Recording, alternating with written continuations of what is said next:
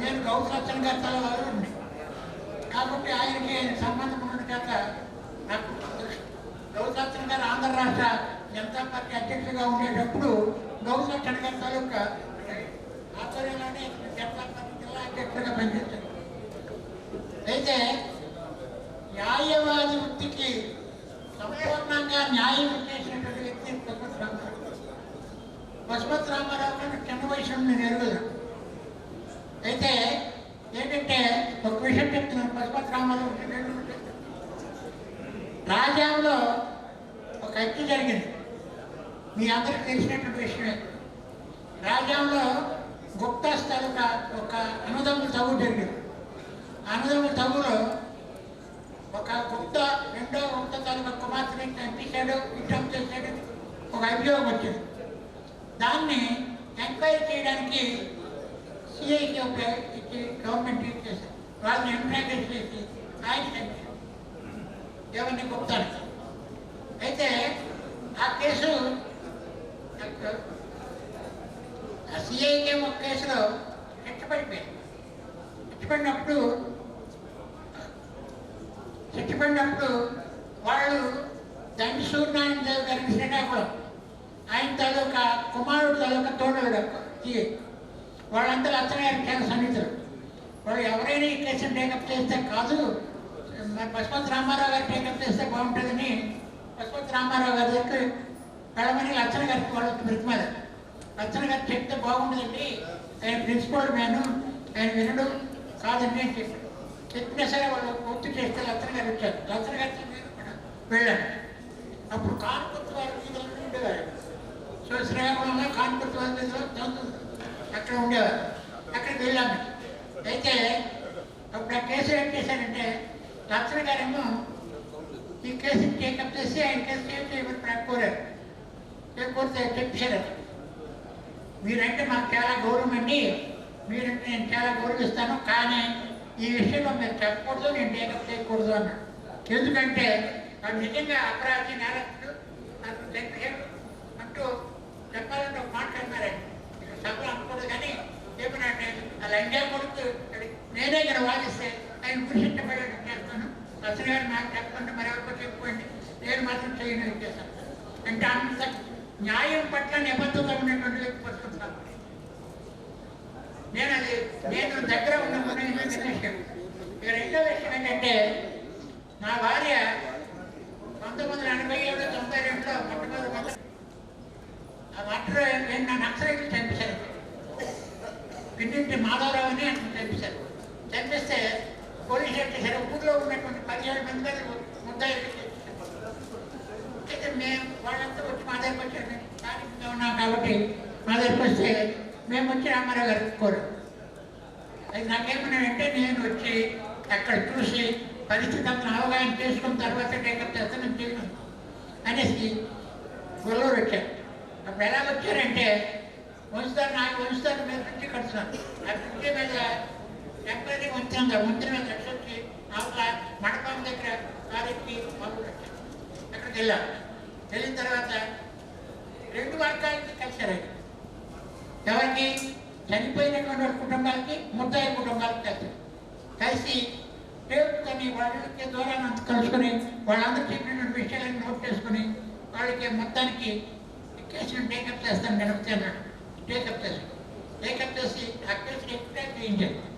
కానీ వాళ్ళు నిరపరాధులు కాబట్టి వాళ్ళ దగ్గర రూపాయి కూడా తీసుకోలేదు. నేను చెప్తున్నాను, రూపాయి కూడా తీసుకోకుండా ఆ కేసుని ఈ 17 మందిని ఎప్పుడు చేయించడమే కాకుండా ఇప్పుడు చేయించారు. ఇది పశుపతి రామారావు గారు చేసిన పని. అసలు పేదవాళ్ళు అనుకున్నటువంటి నిబద్ధత ఏంటి. ఈ రెండో విషయం ఏంటంటే నా తాలూకు విషయం. నాకు మా బాపతి స్వయంగా నా మీద ఎస్టీ అట్రాసిటీ యాక్ట్ కింద కేసు పెట్టించాను. సోంపేట డిప్యూటీ తాలూకాకి నేను చుట్టానని కేసు పెట్టించాను. కేసు పెట్టిస్తే అయితే నాకు ఎన్ని చోదారావు చనిపోయినా ఎన్ని చోదారావు కేసు చెప్పాను. ఎన్ని చోదారావు సోంపేట శ్రీకాకుళం కోర్టులోనే ఇది ఎస్టీ అట్రాసిటీ కేసు నడుస్తుంది. అయితే నేను వచ్చి శ్రీకాకుళంలో వచ్చి ఎన్ని చోదారావు నేను తీసుకెళ్తాను బడ్డీ అక్కడ కూర్చోరు. ఏమైనా తెలుగు వచ్చావంటే నేను చెప్పాను. చేశాడా చేశాడని అంతే. గాగారావు నువ్వు నష్టం ఉంటే నేను నీ కేసు టేకప్ చేస్తాను, ఇస్తావని అంటే అదేంటి సార్ మీరు చేస్తామంటే నేను కాదంటానంటే ఎల్లుండేనండి ఆర్గ్యుమెంట్. అది నాకేం చెప్పారంటే నేను సాయంత్రం ఇంటికి రావాలి, నేను ఇంటికి వెళ్ళాను, అన్ని విషయాలు నోట్ చేసుకున్నాను. అది వచ్చి కేసు ఆర్గ్యుమెంట్ చెప్పారు. ఆర్గ్యుమెంట్ ఏం చెప్పారంటే రాజ్యాంగంలో 17వ ఆర్టికల్ ప్రకారం అట్రాసిటీ అన్టచబిలిటీ అనేటువంటి అబాలిష్ అయింది. అన్టచబిలిటీ అబాలిష్ అయింది. ఎనీ ఇండెక్టిబిలిటీ అనేటువంటిది పాటిస్తే వాళ్ళు శిక్ష పట్టించవచ్చు. Untouchability is abolish, practice in uniform is forbidden, ఇది ఎన్ఫోర్స్మెంట్ అండ్ ఇన్విజిబిలిటీ పనిష్మెంట్, శిక్ష పడవచ్చు అని చెప్పారు. చెప్పారంటే ఇక్కడ డిజబిలిటీ ఎప్పుడు ఉంది, ఇక్కడ డిప్యూటీ తహసీల్దార్ ఏంటంటే చేసుకుంటున్నాడు ఎఫ్ఐఆర్లో భుజం మీద చేసే మామూలు లంచాకుడికని తిట్టాడు అని చెప్పాడు. మాట పెరిగి తిట్టాడు అని చెప్పాడు. అక్కడ ఈ డిజబిలిటీ ఎక్కడైంది? అన్టచబిలిటీ ఎక్కడ అన్టచబిలిటీ కాలేదు. అన్టచబిలిటీ అంటే 2 క్లాసుల సిద్ధాంతం, నీళ్ళు స్నానం చేసిన దగ్గర వస్తే ముద్దంటే సిద్ధాంతం, దేవాలయానికి వస్తే అడ్డుపడితే కానీ అన్టచబిలిటీ, కానీ తిడితే అంటే సైడ్ లంచా కూడా తిట్టొచ్చా, మాల్ లంచా కూడా తిట్టొచ్చా? తిట్టకూడదు కదా. అంతేత ఆయనకి మాల్ లంచా కూడా తప్పేంటి ఆర్గ్యుమెంట్ చేసి ఆ కేసేమో నాకు కొట్టించాను. అది ఈ 3 కేసుల విషయంలో నేను చెప్తున్నాను. ఏ కేసులో కూడా ఆయన డబ్బులు తీసుకోలేదు, డబ్బులు కాసుకోలేదు. ఆయన న్యాయం పట్ల ఉన్నటువంటి నిబద్ధత, ఆయన సామ్యవాద వ్యక్తి. ఇప్పుడు చాలా మంది వ్యక్తులు చెప్పారు, రామ్మనోహర్ లోహియాతోని, మొదలమాయతోని, తర్వాత పీలు మోడీతోని, తర్వాత కర్పూర్ ఠాకూర్తోని కూడా ఇది సంబంధం ఉంటుంది. కర్పూర్ ఠాకూర్ మా ఊరు సోమపేట మాట్లాడితే బీహార్ ముఖ్యమంత్రి ఉన్నప్పుడు ఆ కేసు అక్కడికి వచ్చి ఆ దీనిలో పాల్గొన్నారు. ఈ రాజకీయంగా కూడా చాలా నిబద్ధత కలిగినటువంటి వ్యక్తి. అట్లాంటి వ్యక్తి గురించి నేను నాకు చెప్పడం గొప్ప విషయం కాదు. నేను ఇటువంటి కార్యక్రమంలో పాల్గొన్న అవకాశం కలిగినటువంటి నాకు రామ్మోహన్ రావు గారికి నేను ధన్యవాదాలు తెలియజేస్తూ, మీ అందరికీ కూడా ధన్యవాదాలు తెలియజేస్తూ కలుగుతున్నాను.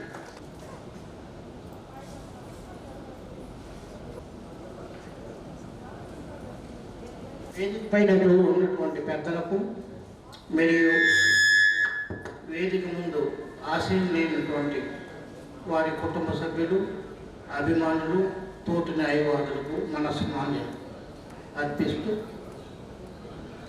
పసుపుత్ర రామారావు అంటే మేము 1989-88లో మేము ప్రాక్టీస్లో వచ్చాము. ఆ టైంకి శ్రీకాకుళంలో క్రిమినల్ సైడ్లో ఒకే ఒక పేరు బాగా వినబడేది, అదే పసుపుత్ర రామారావు గారు. ఆయన మంచి న్యాయవాది అంటే తెలివైన న్యాయవాదితో సహా హ్యూమనిటేరియన్ గ్రౌండ్స్ ఉండే ఒక న్యాయవాది, తెలివితేటలతో పాటు హ్యూమనిటేరియన్ మానవతావాది కూడా. అప్పటికి నాకు తెలిసి ఆయన ఒక మంచి క్రిమినల్ సైడ్ అడ్వకేట్ మాత్రమే అప్పటి వరకు. ఆ తర్వాత నేను 91-90s మధ్యలో ఈ యొక్క హక్కుల ఉద్యమాల్లో కొంత సాన్నిధ్యం ఏర్పడడం, అదేవిధంగా ఉద్యమాల పట్ల కొద్దిగా దగ్గర అవ్వడం, ఈ యొక్క క్రమంలో ఆయన తాలూకా రెండవ రూపం ఆయన ఎలాగా ఉండేవారు అనేది అప్పుడు 1969-70sలో నక్సల్బరీ మూమెంట్లో ఆ రోజు పనిచేసే వ్యక్తులు కొంతమంది నాకు ఈ క్రమంలో నేను పనిచేసే క్రమంలో నాకు పరిచయం అవ్వడం, ఆ పరిచయ సమయంలో వాళ్ళు చెప్పిన దాన్ని బట్టి వాళ్ళ తాలూకా వ్యక్తిత్వం కానీ, ఆయనకు హక్కుల ఉద్యమాల పట్ల కానీ, నెక్స్ట్ సోషలిస్టిక్ భావజాలం పట్ల కానీ ఆయనకు ఉండే దృక్పథాన్ని నాకు అర్థమైంది. అప్పటి వరకు నేను ఒక క్రిమినల్ సైడ్ అడ్వకేట్ అనుకునేవాడు. అలాంటి మహోన్నతమైన వ్యక్తి అయినా ఆయన ఉన్న వాళ్ళకి చేసేవాడు, లేని వాళ్ళు చేసిన కూడా అదే. డబ్బులు ఇచ్చినా డబ్బులు ఇవ్వకపోయినా ఆయన ఎఫర్ట్ ఒకటే. ఆయన దగ్గరికి వచ్చి నమ్మి ఆయన దగ్గరికి వచ్చిన ప్రతి వ్యక్తికి న్యాయం చేయడం, అదే ఆయన అల్టిమేట్ గోల్. ఆ వ్యక్తి ఫీజు ఇచ్చినా, లక్షల మీద ఫీజు ఇవ్వకపోయినా, 10 రూపాయలు ఇచ్చినా ఇవ్వకపోయినా అందరికీ సమానంగా ట్రీట్మెంట్, అంత స్ట్రింజెంట్గా ఆ కేసు పట్ల కాన్సన్ట్రేషన్ చేసిన వ్యక్తి ఆ మహానుభావుడు. అలాంటి వ్యక్తి ప్రాక్టీస్ చేసిన టైంలో మేము రావడం, వారు కేసులు చేసే విధానాన్ని మేము చూడడం, అది మాకు ఒక చాలా అదృష్టం, మా జీవితంలో మలుపులని ఘటనగా మేమంతా ఫీల్ అవుతాం, ఆ జనరేషన్ మనుషులు అంతా. అలాంటి వ్యక్తితో 1-2 సందర్భాల్లో, వివిధ కేసు సందర్భాల్లో, ఈ ఉద్యమాల పట్ల ఉండే కేసు సందర్భాల్లో వారి దగ్గరికి వెళ్ళడం, నేను కూడా ఆ ఉద్యమ నాయకులతో పాటు వెళ్తే ఆయన ఎప్పుడు రాత్రి 10 గంటలకి ఆ టైంలో రమ్మనేవారు. అక్కడికి వెళ్ళిన తర్వాత తెల్లవారుజామున వరకు 9 అవుతుంది, రాత్రి 3 అవుతుందో 4 అవుతుందో తెలియదు. అలాగే నేను 2 సార్లు ఒకటిగా వారితో వెళ్ళాను. ఆ తర్వాత కొంతసేపు అలా డిస్కషన్ చేస్తున్నా, నేను పడుకుపోయాను పక్కనే. అంటే తెల్లవారిపోతుంది, నిద్ర వస్తుంది, ఆయన వదిలేవాడు కాదు. అలా ఆయన డిస్కషన్ ఎలా ఉంటుందంటే, ఒక కేసు పట్టండి ఉంటే కేసుతో పాటు ఆ చుట్టుపక్కల సరౌండింగ్ ఫ్యాక్ట్స్, రాజకీయాలు సర్వం మాట్లాడేవాడు ఆయన. సర్వం అంటే ఉద్యమాల పట్ల, ఆ వ్యక్తిత్వం పట్ల, వాళ్ళు వచ్చారంటే ఆ ఊరు బ్యాక్గ్రౌండ్, అక్కడ రాజకీయాలు సర్వం మొత్తం మాట్లాడేవాడు. తెల్లారుజాము వరకు మాట్లాడేవాడు. అంత కూలంకషంగా ఒక కేసు కోసం డిస్కషన్ చేసి ఈ వ్యక్తి నేను చూసేవాడు. ఆయన ఆ రోజుల్లో, ఈ రోజుల్లో అంటే ఇక్కడ కేసులు చేయడం, క్రిమినల్ కేసులు అంటే ఆయన ఒక విట్నెస్ స్టార్ట్ చేస్తే 2 రోజులు 3 రోజులు చేశారు. 3 రోజులు చేసేవారు విట్నెస్. అంత మహానుభావుడు, అంత పేషెన్స్తో సహా. దట్టు ఎప్పుడు ఏ కేసు చేసేటప్పుడు ఎప్పుడు పెంచి పట్ల దురుసుగా ప్రవర్తించడం కానీ, టెంపర్మెంట్ కోల్పోవడం కానీ, మార్నింగ్ నుండి ఈవినింగ్ వరకు 5 గంటల వరకు చేసిన సందర్భాలు నేను చాలాసార్లు చూశాను. ఒకే విట్నెస్ తెల్లవారు 10:30 నుండి సాయంత్రం 5 గంటల వరకు చేసిన సందర్భాలు ఉన్నాయి. కానీ టెంపర్మెంట్ కోల్పోవడం కానీ, కూల్గా ఆ కేసుని ఆయన చేసే క్రాస్ ఎగ్జామినేషన్ అనేది అదొక పెద్ద ఆర్ట్.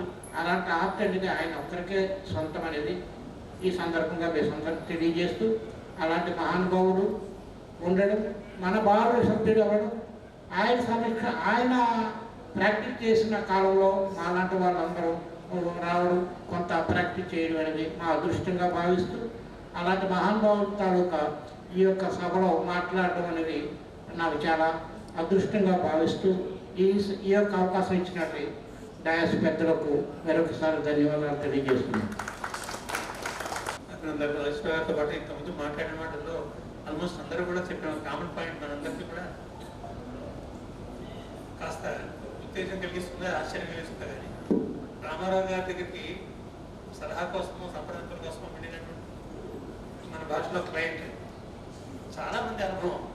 ఆయన పాపం ఎంత టైం ఇవ్వగలుగుతారో అని వెనబడి వెళ్తారు, కానీ ఎంత టైం తీసేసుకుంటారో ఆయన అనుభవాలు కనబడుతుంది. నేను 2 సార్లు వెళ్తే 2 సార్లు నేను కూడా అదే. వృత్తి కేవలం వృత్తి అనేది ఆదాయం కోసం చేస్తారు, ఏ వృత్తి వాడైనా సరే. ఆయన కూడా చేయాలి, కానీ ఆదాయం కోసం ఆయన వృత్తి ఏనాడు అనుసరించలేదేమో అని నిర్ధారణ మనందరం కూడా రావచ్చు. అంతగా అంకిత భావంతో సమగ్రమైనటువంటి అంచనాకు వచ్చిన తర్వాత కేసు అతను బాధించడం చేస్తారని చెప్పిన దాంట్లో, ఈశ్వర గారు చెప్పిన దాంట్లో కూడా మనకు అర్థమవుతుంది. మరింతగా ఆయన్ని అర్థం చేసుకునే అవకాశం వచ్చినందుకు నేను సంతోషిస్తున్నాను.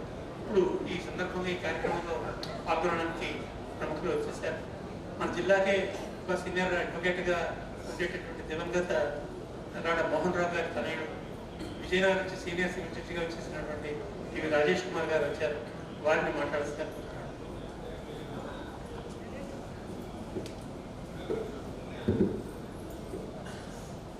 వేదిక పైన ఉన్న పెద్దలందరికీ, అలాగే వేదిక ముందు కూర్చున్న సీనియర్ అడ్వకేట్స్, ఫ్యామిలీ మెంబర్స్, మారుగా ఫ్యామిలీ మెంబర్స్ అందరికీ ముందుగా నా నమస్కారం. వసుమతి రామారావు గారి గురించి మాట్లాడే వయసు కానీ అనుభవం కానీ నాకు అసలు లేదు. కానీ చిన్నప్పటి నుంచి ఇంట్లో ఎక్కువగా వినే పేరు అతనిదే. నాన్నగారు ఎప్పుడు అతని గురించి చాలా సందర్భాల్లో రిఫర్ చేస్తుండేవారు. మా గురుగారు అలా చేసేవారు, మా గురుగారు అలా చేసేవారు అని చెప్పేసి. నాకు గుర్తున్న 2-3 ఇన్సిడెంట్స్ మీతో షేర్ చేసుకోవాలనుకుంటున్నాను ఈరోజు. ఒక కేసులో, ఒక 302 కేసులో ఒక డాక్టర్ గారు వచ్చారు, కొంచెం సీనియర్ డాక్టర్ అంట అప్పట్లో. ఆయన ఎవిడెన్స్ చెప్తున్నారు ప్రిన్సిపల్ డిస్ట్రిక్ట్ కోర్టులో. డిఫెన్స్ కౌన్సిల్ రామారావు గారు మామూలుగా క్వశ్చన్స్, మామూలుగా బేసిక్ క్వశ్చన్స్ అడుగుతుంటే అతను కొంచెం యారగెంట్గా ఆన్సర్స్ ఇవ్వడం మొదలుపెట్టాడంట, కొంచెం సర్కాస్టిక్గా. అంతవరకు ఉన్న ఆయన వెంటనే అది హెడ్ ఇంజరీ కేసు, ఇప్పుడు నాన్నగా చెప్పారు, నాకు గుర్తుంది. వెంటనే నెక్స్ట్ క్వశ్చన్, బ్రెయిన్లో ఎన్ని లేయర్స్ ఉంటాయి ఏంటో పేరు అనగానే వెంటనే ఆయన అక్కడితో ఆగి, డాక్టర్ గారు అప్పుడు రియలైజ్ అయ్యారంట ఆయన చాలా డెప్త్ ఉన్నాయన, మెడికల్ జూరిస్ప్రుడెన్స్ బాగా డెప్త్ ఉన్నాయని చెప్పేసి. క్రాస్ ఎగ్జామినేషన్ అయిన తర్వాత బయటకు రాగానే రామారావు గారు చేతులు పట్టుకుని, సారీ సార్ నేను ఏదో కొంచెం వేరే ధ్యాసలో ఉంది, ఆన్సర్స్ ఇష్టం వచ్చినట్టు చెప్పాను అని సారీ కూడా చెప్పారంట. అప్పుడు నాన్నగారు పక్కనే ఉన్నారు అని అలాంటి సందర్భాలు చాలా చెప్పారు అతనితో ఉన్న అనుభవాలు. అలానే ఒకసారి నాన్నగారు ఇండిపెండెంట్ ప్రాక్టీస్ పెట్టుకున్న తర్వాత సడన్గా నాన్నగారు తెలియకుండా వచ్చి ఆఫీస్లో చైర్లో కూర్చున్నారంట. ఒక రోజు ఆఫీస్లో వచ్చి చూస్తే ఎవరైనా చూస్తే ఇతను వెంటనే అతనికి విషెస్, బెస్ట్ విషెస్ చెప్పడానికి వచ్చారు. వితౌట్ ఎనీ ఇంటిమేషన్ వచ్చారంటే వచ్చి కూర్చొని ఎప్పుడు చెప్పారు చాలా హార్ట్ఫుల్గా ఉండేవారు, ఎవరికి ఏ ఇబ్బంది వచ్చినా ముందు నిల్చుండేవారు అని చెప్పేసి. నా అదృష్టం ఏంటంటే నేను ఎన్రోల్ అయిన తర్వాత నన్ను తీసుకెళ్ళారు, ఇంటికి తీసుకెళ్ళారు. అప్పటికి ప్రాక్టీస్ రావట్లేదు. అతను 2004లో తీసుకెళ్ళి నాన్నగారు అతని దగ్గర బ్లెస్సింగ్స్ తీసుకోమన్నారు. బ్లెస్సింగ్స్ తీసుకున్నాను, నాకు ఆల్ ద బెస్ట్ చెప్పారు. అది అయితే అతనితో ఒక మెమరీ ఉంది నాకు. ఆ తర్వాత విజయనగరం, విశాఖపట్నం కూడా నేను వర్క్ చేశాను. అతని పేరు తెలియని, ఈ 3 జిల్లాల్లో ఎవరికి తెలియని వాళ్ళు ఎవరంటూ లేరు, అంత లెజెండ్ ఆయన. అలాంటి లెజెండ్ ఈ 100 years సెంటరీ ఫంక్షన్స్ నన్ను పిలిచినందుకు ముందుగా మీ అందరికి థ్యాంక్స్ చెప్తున్నాను. ఆర్గనైజింగ్ ఎవరు చేస్తున్నారు, రామ్మోహన్ గారికి ముఖ్యంగా నిన్న కాల్ చేసి చెప్పినందుకు. దీనిలో పార్ట్గా దీనిలో కూడా భాగమైనందుకు నేను మీ అందరికీ ధన్యవాదాలు తెలియజేసుకుంటూ, ఎందుకన్నా నేను మాట్లాడే ఇది లేదు అనుకుంటున్నాను. Thank you very much.